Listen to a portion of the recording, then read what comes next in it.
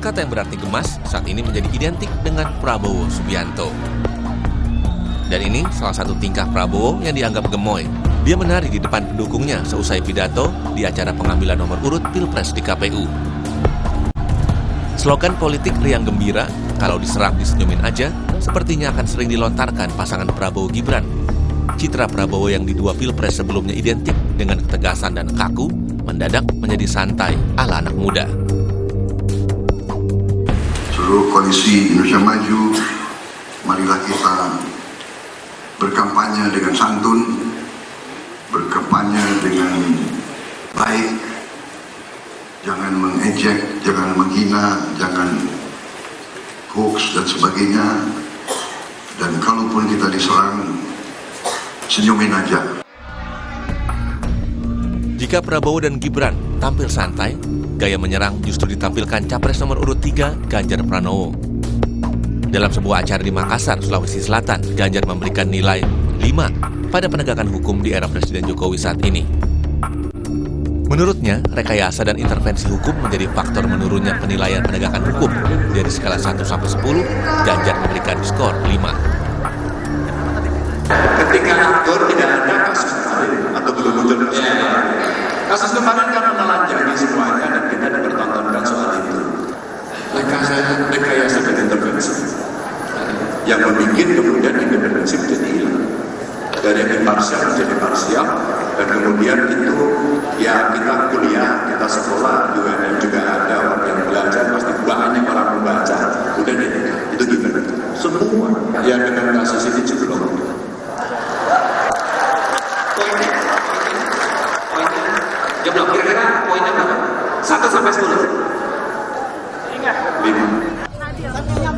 Sementara itu, pasangan calon presiden dan wakil presiden nomor urut 1, Anies Baswedan dan Muhaimin Iskandar, lebih memilih untuk terus melemparkan gagasan perubahan seperti yang terbaru tentang rencana revisi Undang-Undang ITE. Di saat ada isu tentang adanya tekanan politik dari penguasa di Pilpres 2024 ini, Anies justru menyatakan jika tekanan hidup rakyat lebih berat dibanding tekanan politik yang dihadapinya. Itu tekanan apapun yang kita harus lewati tidak ada artinya dibandingkan tekanan yang sedang dihadapi oleh rakyat hari ini. Tekanan sulitnya lapangan pekerjaan, tekanan mahalnya kebutuhan pokok, tekanan ketika kesulitan membayar tagihan ketika sakit. Itu semua tekanan-tekanan yang luar biasa. Jadi bagi kita-kita yang hari ini merasakan ada tekanan, nggak ada artinya itu dibanding tekanan yang dialami oleh rakyat. Masing-masing paslon di Pilpres pastinya sudah memiliki perhitungan tersendiri dengan gaya masing-masing untuk terus menaikkan tingkat keterpilihan. Kini tinggal bagaimana masyarakat sebagai pemilih untuk meresponsnya. Tim Liputan Kompas TV.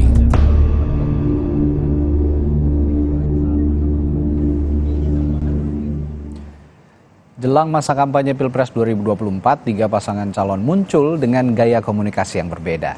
Ada yang terkesan santai, menyerang, atau memilih tidak terlibat adu statement atau pernyataan. Lalu muncul pula kata-kata gemoy dan nyelepet yang terkesan santai namun identik dengan capres tertentu. Kita akan bahas soal gaya komunikasi 3 pasangan calon jelang masa kampanye di Pilpres 2024 ini.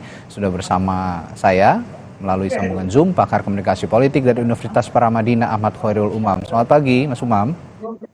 Pagi, Mas Tadi. Ya, Mas Umam, ini jelang kampanye 3 paslon muncul dengan gaya komunikasi politik yang berbeda-beda. Apa yang Anda tangkap dari gaya komunikasi mereka ini?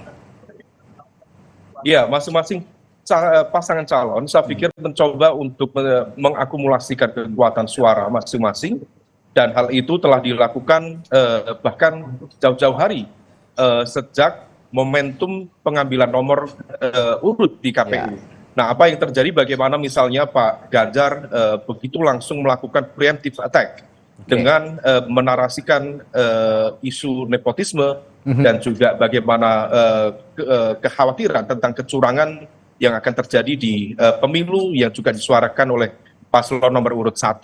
Nah, semua ini tampaknya mencoba untuk memanfaatkan waktu secara optimal, karena bagaimanapun juga mengubah basis pemahaman dan juga preferensi politik masyarakat dalam rentang waktu hanya 2,5 bulan, tentu tidak mudah.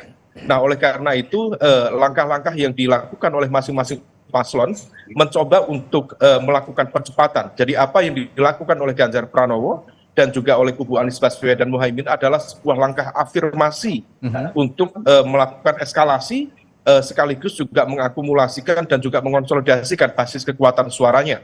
Per hari ini masing-masing berada di angka elektabilitas sekitar 25 atau maksimal 30%. Dan tentu untuk melakukan konsolidasi kekuatan suara dibutuhkan percepatan dengan hasil 1 bulan menuju Februari 2024 rata-rata dibutuhkan sekitar 3-5% untuk tampil sangat kompetitif. Tetapi tampaknya di saat yang sama tentu ini tidak mudah karena bagaimanapun juga pihak Prabowo Gibran pertama telah menikmati political leverage dalam arti tingkat elektabilitas yang semakin matang.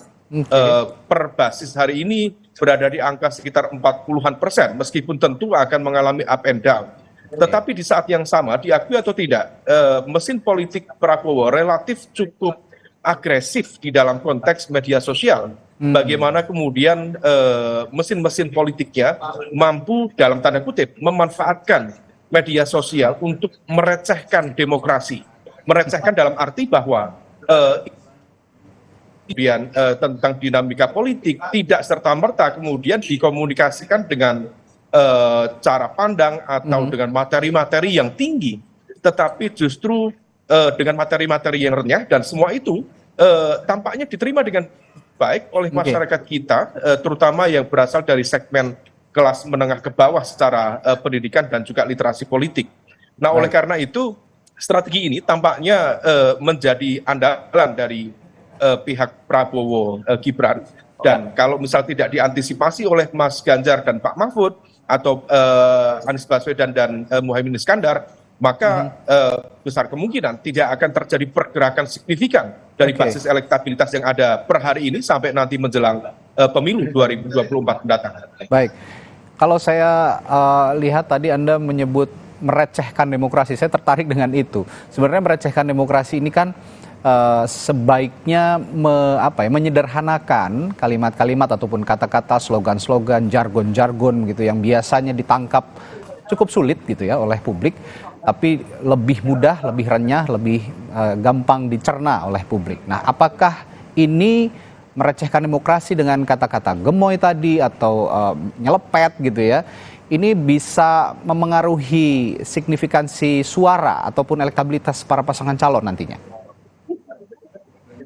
Iya, dalam konteks Pak Prabowo misalnya, praktik untuk merecehkan demokrasi itu ternyata cukup efektif. Bagaimana kemudian beliau menggunakan terminologi gemoy, kemudian menggunakan pola-pola pendekatan yang lucu, yang renyah, dan itu betul-betul berhasil mengubah citra seorang Prabowo. Prabowo dalam Pilpres 2014, dalam Pilpres 2019 tercitrakan sebagai tokoh yang tegas, yang keras, yang militeristik. Tetapi per hari ini kalau misal kita lakukan cross-tabulasi dari data-data survei, itu seorang Prabowo lebih dicitrakan sebagai seorang individu yang lebih merakyat, lebih lucu. Nah, bagi masyarakat politik kita sebagian yang gemar dengan pendekatan-pendekatan dan juga gimmick-gimmick politik, tentu hal itu memiliki impact yang cukup signifikan dalam konteks mengubah persepsi dan juga mengarahkan preferensi politik masyarakat kita.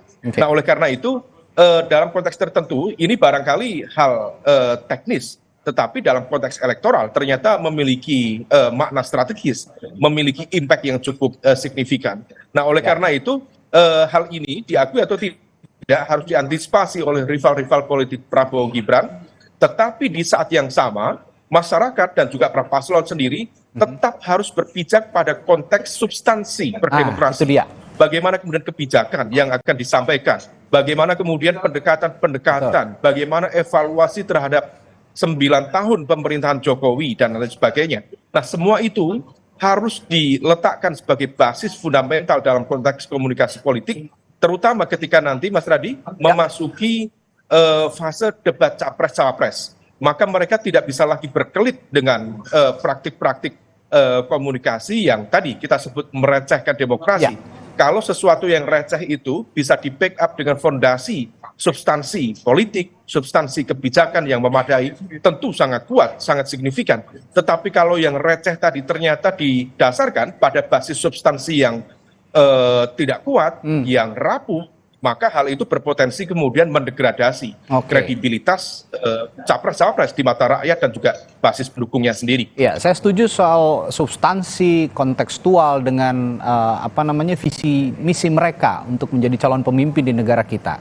Dan tadi dalam konteks diksi-diksi gemoy ataupun nyelepet, ini kan sebenarnya jauh sekali kaitannya dengan politik ataupun substansi dan konteks. Nah, kalau menurut Anda, jika diksi-diksi yang lucu tadi, diksi-diksi yang ringan tadi, ini dikaitkan dengan substansi, apakah mereka juga bisa melakukannya, bisa tetap santai, tapi substansinya kena? Bagaimana cara mereka melakukan hal ini sebenarnya? Ya, tentu ini tidak mudah dan ini menjadi tantangan serius bagi masing-masing pasangan capres-cawapres.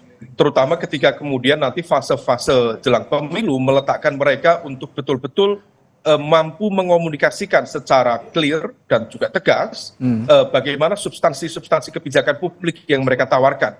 Tentu bicara tentang konteks pertahanan keamanan, bicara tentang konteks kebebasan sipil dan berdemokrasi, penegakan hukum dan keadilan tidak bisa serta-merta disampaikan dengan bahasa-bahasa yang receh. Tetapi kalau misal kemudian mereka bisa menggunakan itu dengan bahasa-bahasa yang sederhana, merakyat, bisa diterima, tentu itu akan menjadi sebuah instrumen pemenangan yang sangat efektif.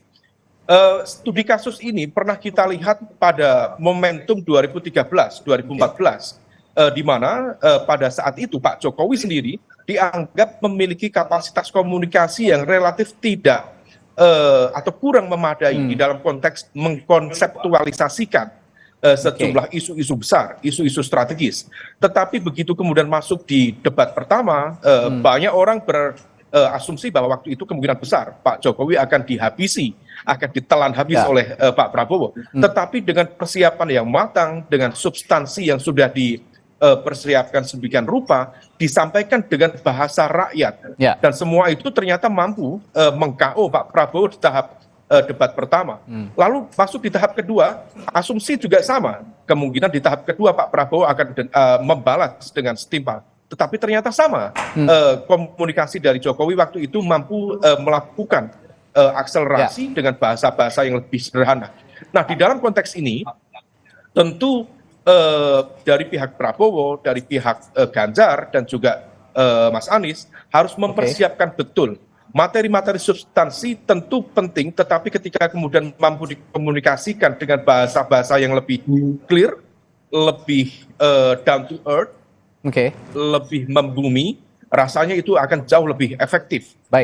Dan terutama ketika nanti pasca debat, kemudian masing-masing tim sukses mampu mengamplifikasi melalui media-media sosial yang per hari ini juga terbukti sangat efektif. Media sosial itu, Mas, kategori nomor 2 setelah televisi yang menjadi sumber dari informasi-informasi politik yang diterima oleh masyarakat kita. Nah, maka amplifikasi dari masing-masing tim dengan menggunakan bahasa-bahasa sederhana tadi rasanya akan menjadi sebuah munisi yang sangat efektif untuk memenangkan sekaligus mendelegitimasi kredibilitas politik lawan masing-masing. Ya, tapi begini Mas Umam, meskipun kita tadi bicara diksi-diksi yang lucu ya, seperti gemoy dan lain-lain, ada pasangan capres-cawapres, terutama ya saya ungkapkan saja, nomor urut 3 Ganjar Pranowo, ini justru tampil dengan citra yang tegas begitu ya, mengkritik pemerintahan Joko Widodo saat ini. Nah, apakah cara-cara seperti ini masih punya ruang untuk pemilih bisa tertarik akhirnya juga punya atensi khusus kepada Ganjar Pranowo misalnya? Ya, sikap tegas dari Mas Ganjar tentu harus dihitung dalam basis pemahaman dan juga strategi yang memadai. Karena bagaimanapun juga narasi tegas, kritis per hari ini tentu memiliki ruang yang bisa diterima. Tetapi segmen yang menerima lebih banyak berasal dari kelompok masyarakat menengah terdidik atau dari kalangan masyarakat sipil. Meskipun dalam konteks ini tentu akan ada pertanyaan balik kepada Mas Ganjar, termasuk PDIP. Kalau misalnya kemudian narasi-narasi kritik itu disampaikan, pertanyaan mereka sederhana. Where have you been? Kemana saja 9 tahun belakangan ini? Karena bagaimanapun juga 9 tahun selama ini PDIP adalah mesin politik utama yang menjadi jangkar bagi koalisi pemerintahan. Maka ketika kemudian terjadi perubahan narasi, perubahan pendekatan yang signifikan, di situ justru kemudian berpotensi memunculkan narasi kritik sebaliknya. Dan hal itu, Mas Radi, to some extent terkonfirmasi terutama di basis data di Jawa Tengah. Ketika kemudian Mas Ganjar melakukan serangan yang cukup signifikan terhadap pemerintahan Jokowi, justru ada pengurangan dari sisi elektabilitas, terutama di segmen masyarakat Jawa Tengah yang kita tahu adalah kandang banteng, tetapi di saat yang sama juga merupakan basis dari pendukung Pak Jokowi itu sendiri. Nah, titik pembeda sekaligus menjadi titik pisah antara Mas Ganjar dengan Pak Jokowi, to some extent tentu akan meningkatkan elektabilitas pada sisi kelompok masyarakat menengah terdidik, tetapi di saat yang sama hal itu justru diterima kurang begitu produktif oleh masyarakat dengan literasi menengah ke bawah, terutama di segmen di Jawa Tengah yang menjadi kandang PDIP. Ya, baik. Oke, berarti nanti kita tunggu saja. Meskipun Mas Ganjar tadi punya citra yang serius, yang kritis begitu ya, mungkin bisa dipertimbangkan juga di saat tengah-tengah kritis dan serius itu ada ice breaking gitu ya, sehingga bisa ngeblend juga dengan pasangan-pasangan calon yang lain yang punya diksi-diksi yang lucu, lebih ringan begitu. Ini juga akan seru tampaknya pertarungan di media sosial maupun juga di tataran komunikasi politik. Baik, terima kasih pakar komunikasi politik dari Universitas Paramadina, Ahmad Khairul Umam, telah berbagi perspektifnya di Sapa Indonesia Pagi. Dan nanti setelah ini, saudara, usai jeda, giliran ketiga perwakilan tim ses Capres-Cawapres yang akan berbincang tentang gaya komunikasi politik ketiga pasangan calon yang akan berkontestasi di Pilpres 2024. Tetaplah di Sapa Indonesia Pagi.